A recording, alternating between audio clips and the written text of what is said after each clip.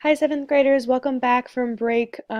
We are going to be continuing with percentages and talking about that sort of thing. And today we're going to specifically be talking about simple interest. So our objective for today is I will be able to calculate simple interest. Interest, the definition of interest, in case you're not sure, can't remember from when we discussed it last time, is a charge for borrowed money, which is usually a percentage of the amount borrowed. So for example, when you borrow money or when your parents borrow money to buy their house or to buy a car, or when you borrow money for credit cards to buy Christmas presents or anything, there's normally a charge called interest that you will be having to pay back as well, whoever you were borrowing the money for. That's just basically security so you don't never pay them back. All right, so our formula that we're going to talk about today is I equals PRT. So first write down I equals PRT. All right, and then so the I, as you may or may not have guessed, stands for interest. So when we plug in this formula, we are trying to find the interest most of the time. I is equal to interest. All right, the capital P is a word for principal. Principal. All right, and what principal means is the initial or the amount of money borrowed. So write down principal because principal is what we're going to remember because P, principal, but really it means the amount borrowed. Amount borrowed.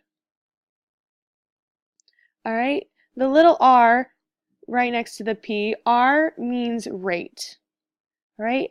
And the rate is the amount or the percentage normally that's going to be charged. So the rate is the rate of money charged. And normally that's in a percent. And then the T lastly is time. How long is it going to take us to pay off this loan? How many times is this rate going to be charged? And a lot of times this time is going to be in years. Okay? So, and remember when all of these variables are smushed together, that just means we're multiplying. So to find the interest, we have to go the principal times the rate times the time. So let's look at an example. Dr. Blake is a first-year vet and plans to rent a space for an office for her clinic.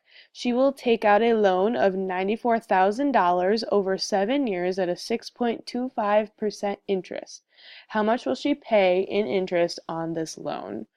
Okay, so first things first, let's write down that formula again. The more times that we write this formula, the easier it will be for us to memorize it. So I, interest, is equal to principal times rate times the time. All right, so first things first, we're finding out the interest, right? So we don't know I yet.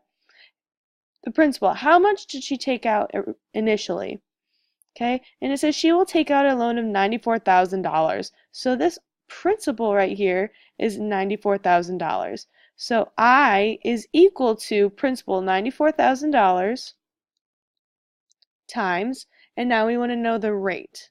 Right? And like we said before, and look up at your notes, the rate a lot of times is a percent. It's the rate of money charged.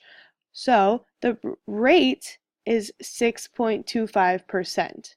Now, we can't just multiply by the percent because we don't necessarily have a percent button on our calculators, so we need to convert that into a decimal. Remember when we convert percents into decimals, you simply just move the decimal point over to the left 2 places or divide by 100. So 6.25%, when you move that decimal place over 2 points, you're going to get 0.0625. That is how you write 6.25% as a decimal, and that's how we're going to put it in our formula. All right, and the last part of our formula is time. T is for time. And we see in the word problem that it's going to take 7 years for us to pay off this loan. So it's times 7. So right now we have I, interest, is equal to 94,000 times 0.0625 times 7. Okay, so when we take out our calculators and multiply all of those numbers together, all three of those numbers together, we're going to get $41,125. So I is equal to $41,125. That means Dr. Blake is going to have to pay $41,125 extra or in interest on this loan. All right, so let's say that I asked you, well, how much is she going to have to pay total?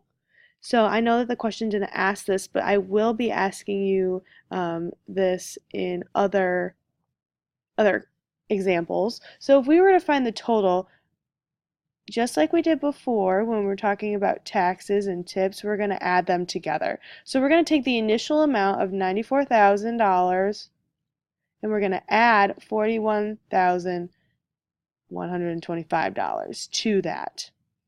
So when we add that all together, we're going to get $135,125. $135,125 total is how much Dr. Blake is going to have to pay. So that is what we're going to be talking about tomorrow when we come into class. So don't forget to finish up with your notes to ask those two questions, two relevant questions about the video. Don't write, I don't know. Don't write, I don't have any questions. Write two questions about the video. Remember that you can ask us what's happening next. When else, what other examples are we going to use this? Questions like that are perfectly good questions if you completely understood this video. Alright, so thank you so much for actively listening and being involved in your note taking, and I will see you in class tomorrow. Bye-bye.